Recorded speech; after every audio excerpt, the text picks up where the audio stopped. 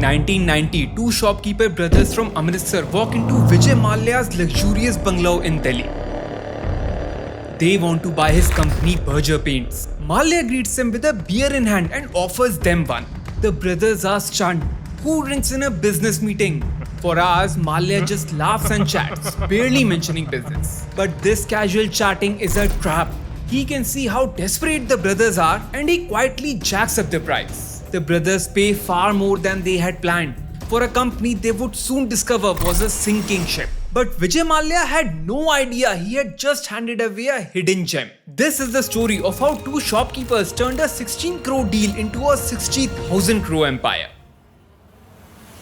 In 1983, the 28-year-old Vijay Mallya got the biggest shock of his life. His father, liquor baron Vijay Mallya, suddenly passed away. But the worst part of this tragedy for Vijay was not his father's passing away. It was the massive shoes that he had left behind for him to fill. Vijay Mallya was running India's largest liquor brand and several other businesses. He had built a reputation as a sharp and strict businessman. But Vijay's reputation at the time was the exact opposite of his father's. While his father was a simple man who travelled in his Fiat even while a Mercedes was parked at home, Vijay wanted to live a carefree life and he was used to a luxurious lifestyle. I drive a Mercedes, I have a BMW, I fool around with a Porsche and a Maserati occasionally. Many close people believed he would not be able to manage such a huge empire. But Vijay Mallya proved everyone wrong. He found his love in United Breweries, particularly the Kingfisher brand, and slowly started becoming the king of good times. However, this meant that most of his time and money flowed into his liquor business. So the other parts of his empire were neglected, and one such ignored company in his portfolio was Berger Paints. Berger Paints had been in India since 1923. For decades, it changed hands between different owners until it finally came under his father's control. But by the late 1980s, Berger Paints had become one of Mallya's neglected stepchildren, sinking due to a lack of funds and resources despite being promising. However, he was completely unaware that on the other side of India, in the city of Amritsar, a very different story was unfolding. The story of two brothers who would change India's paint industry forever. Kuldeep and Gurbachan Dhingra were two brothers in Amritsar with humble beginnings. They inherited their family shop that sold paint from their father, but they had much bigger ambitions. So in the late 1960s, the Dhingra brothers took their first big leap. They started manufacturing paint under their own brand called Rajdoot Paints. Since most of the orders were from Delhi, they took the brand from Amritsar to Delhi. And nothing was the same after that. By the late 1970s, Rajdoot Paints became a popular name across North India. Kuldeep handled the sales while Gurbachan managed the factories. But instead of being satisfied, their brothers became even hungrier. That's when their attention went beyond India. In the 1980s, Russia and its neighboring countries were still united as the Soviet Union, where construction was booming with a massive demand for paints. The brothers discovered that exporting paints to the Soviet Union would be far more profitable than just selling in India, because this was a time when the Indian government actively encouraged exports. It wanted foreign currency to flow into India and rewarded exporters with incentives and tax benefits. So Kuldeep and Gurbachan started exporting paints to the Soviet Union, which turned out to be a gold mine. Slowly, their network grew stronger and they began exporting all kinds of dyes and chemicals as well. Soon, they became the largest exporters to the Soviet Union with an annual revenue of over 300 crores. The brothers thought their dreams were finally coming true. They had almost created a monopoly. But just when everything was moving perfectly, their world suddenly turned upside down. On 26 December 1991, the Soviet Union collapsed. And shortly after that, their export revenue began declining. This forced the brothers to turn their attention back to India. But that was no longer enough. While the Dhingra brothers were doing exports close to 300 crores, their domestic business was less than 1/10 of that. Rajdoot Paints was just a regional player in India and felt small. They had now tasted what scale truly felt like and there was no going back. That's when they realized that to match what they had with the Soviet Union, Rajdoot had to stop being a regional brand and instead become a pan-India player. And then one day, the news that would take them knocking on Vijay Mallya's door finally broke out. Berger Paints was up for sale.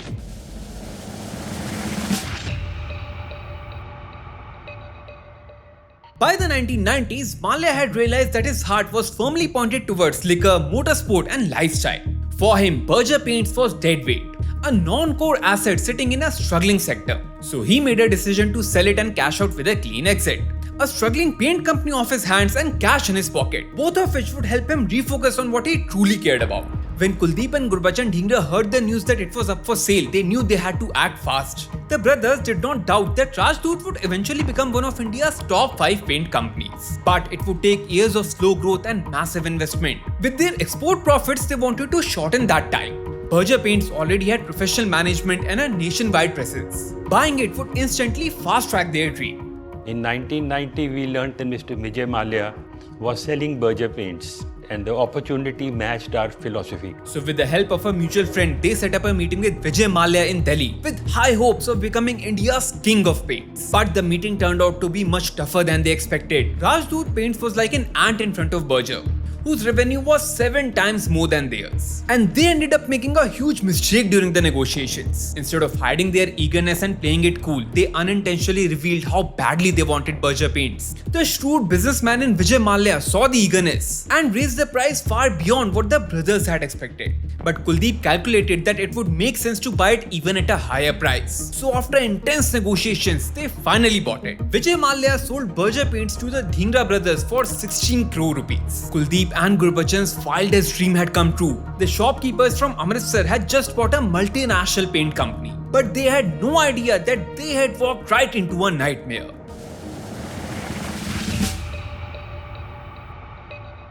As they began working with the management, the real condition of Berger Paints slowly became clear.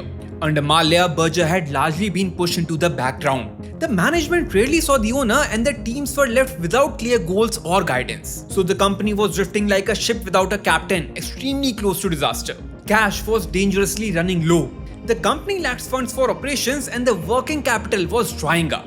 The employees' morale was at its lowest point and their salaries were often delayed. But that wasn't the end of their troubles. At the same time, the paint industry itself was going through a crisis. Heavy taxes and rising costs were squeezing margins and demand had slowed across the market. All of this was taking a huge toll on the company. And the brothers knew they had to act fast to stop the damage. That's when they caught the biggest problem with Berger Paints, a lack of money.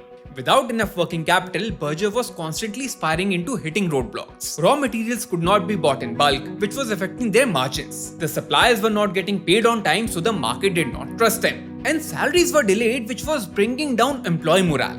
Growth was being choked day after day. So after already putting in 16 crores to buy Berger Paints, they took the risky decision of injecting even more money into it. But Kuldeep made it clear that this would not be reckless spending. Instead of letting it run like a big corporation, he started running it like a desi dhanda. The old relaxed style of doing things was replaced with a sharper, more focused approach. Every rupee had to count and all the expenses were tracked. But this does not mean that they became micromanagers. Berger had always been run by professionals and the Dhingras respected that system. So they did not interfere in daily operations. So instead of trying to control everything, they guided from the board while letting experienced leaders handle daily operations. The results were unbelievable. For the business, this money felt like a lifeline. And this balance brought something Berger had missed for years: clarity. Teams knew what they had to do and had clear goals. And it could not have come at a better time. Right when Berger was ready to rise again, the market opened up like never before. Due to liberalization reforms of 1991, excise duties were cut and import taxes were almost halved. For the first time in years, cost finally came down and demand skyrocketed. Sales picked up and orders started pouring in. But this exact chaos, money leaking everywhere, teams pulling in different directions, nobody on the same page, isn't just a 1990s problem. Businesses still fight it today. And the best way to tackle these issues is Odoo, an all-in-one platform that runs your entire business. Thanks to their suite of 45 plus applications. Sales, accounting, inventory, HR and more. Odoo connects everything in one place so you work smarter, not harder. But the exciting part for business owners is this. This September, Odoo is hosting Odoo Experience India 2026, India's biggest tech and business event on the 11th and 12th in Gandhinagar. And the scale is genuinely wild. 45,000 plus attendees from across the nation, 200 plus talks, live demos and expert sessions with founders, business coaches, influencers and Odoo experts, 180 plus exhibitor booths, masterclasses, and Odoo Village, a gaming zone, and finally an evening DJ party to close it out. But it doesn't end there. Odoo's newest version, Odoo 20, will be launching live on stage and you'll be among the first in the world to see it. Past editions have featured names like Aman Gupta, Ranveer Alabadia and Sharan Hegde, and this year's lineup would be even crazier. The best part? Entry is completely free for both days. So whether you run a business or you're just curious about tech, this is the one event worth showing up for. You can get the free registration link in the description below. Now, after the liberalization reforms of 1991 and the company makeover, sales were finally picking up for Berger Paints. But the Dhingra brothers were still losing sleep at night. Berger Paints was indeed a pan-India player, but it was the smallest fish in the largest pond. The Indian market in the 1990s had 4 main players. The largest share was held by Asian Paints. It was the undisputed king of decorative paints, the paint you put on your walls at home. Number 2 was Goodlass Nerolac, which dominated the industrial and automotive paint segment, while ICI Paints and Berger Paints sat closely together with roughly 15% each. For years, Berger had been strong in industrial paints like primers and enamels. But the real action wasn't happening there anymore. The fastest growing and most profitable segment was now decorative paints. This single segment makes up 3/4 of India's entire paint market. And now it was clear to the Dhingra brothers, if they had to truly aim for the number 1 spot, they had to go after the decorative paints market. And so began one of the biggest Indian business rivalries that would stretch for decades to come. Berger Paints against Asian Paints. When Berger tried to enter the decorative paints market, the obstacle was quite clear. Asian Paints had already claimed this battlefield. Their products filled dealer showrooms from wall to wall, leaving no room for anything new. So even when a dealer wanted to stock their paints, there was just not enough space for the cans. The brothers tried everything from giving discounts to increasing marketing spends, but nothing seemed to be working. That's when Kuldeep Dhingra saw an invention that blew his mind away. He heard about a small computerized machine that could magically make thousands of colors from a single can. It was called paint tinting machine.